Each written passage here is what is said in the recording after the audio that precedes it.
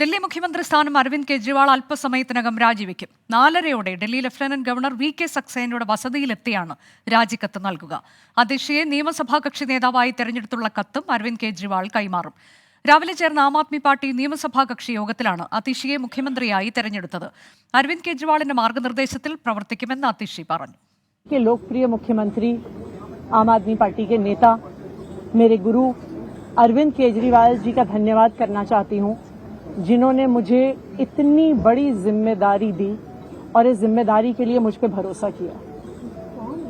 ये सिर्फ आम आदमी पार्टी में हो सकता है, अरविंद केजरीवाल जी के नेतृत्व में हो सकता है कि एक फर्स्ट टाइम पॉलिटिशियन एक राज्य की मुख्यमंत्री बने।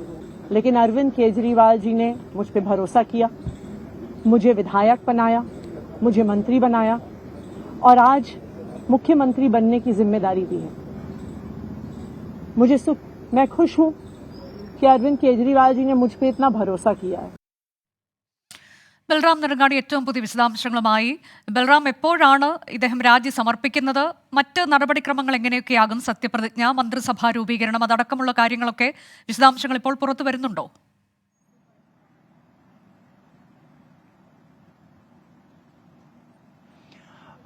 അനുജ, ഇന്ന് വൈകിട്ട് 4:30 ഡൽഹി ലഫ്റ്റനന്റ് ഗവർണർ വി.കെ. സക്സേനയുമായുള്ള കൂടിക്കാഴ്ചയ്ക്ക് കെജ്രിവാളിന് സമയം ലഭിച്ചിരിക്കുന്നത്. ഈ സമയം തന്നെ മുഖ്യമന്ത്രി അരവിന്ദ് കെജ്രിവാൾ ലഫ്റ്റനന്റ് ഗവർണറെ കണ്ട് തന്റെ രാജിക്കത്ത് കൈമാറും. രാജിക്കത്ത് കൈമാറിയ ഒപ്പം തന്നെ അതിഷിയെ നിയമസഭാ കക്ഷി നേതാവായി തെരഞ്ഞെടുത്തുകൊണ്ടുള്ള MLA-മാരുടെ കത്തും കെജ്രിവാൾ കൈമാറും. സർക്കാർ രൂപീകരണം ഉടനടി തന്നെ മുന്നോട്ട് കൊണ്ടുപോകുക എന്നുള്ളതാണ് ആം ആദ്മി പാർട്ടിയുടെ തീരുമാനം.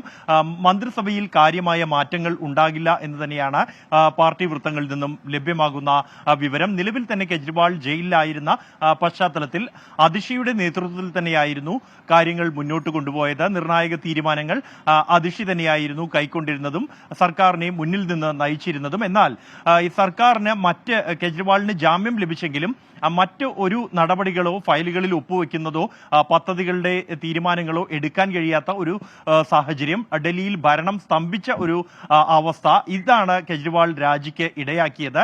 ഇതല്ലാതെ മറ്റു പോംവഴി കെജ്രിവാളിന് മുന്നിൽ ഇല്ല എന്ന സാഹചര്യത്തിലാണ് ഇത്തരത്തിലൊരു രാഷ്ട്രീയ തീരുമാനം എടുക്കുകയും ഇത് ജനവിധി വീണ്ടും തേടാൻ തയ്യാറായിരിക്കുന്നു എന്ന പ്രഖ്യാപനവും നടത്തിയിരിക്കുന്നത്. വരാനിരിക്കുന്ന നിയമസഭാ തെരഞ്ഞെടുപ്പിൽ ഇത് ഗുണം ചെയ്യുമെന്ന് കണക്കാക്കുന്നുണ്ട്. ഒപ്പം തന്നെ ഹരിയാന തെരഞ്ഞെടുപ്പിൽ പ്രചരണത്തിലും കെജ്രിവാൾ സജീവമാകാൻ ഇതിലൂടെ കഴിയുമെന്നാണ് ആം ആദ്മി പാർട്ടി കണക്കാക്കുന്നത്.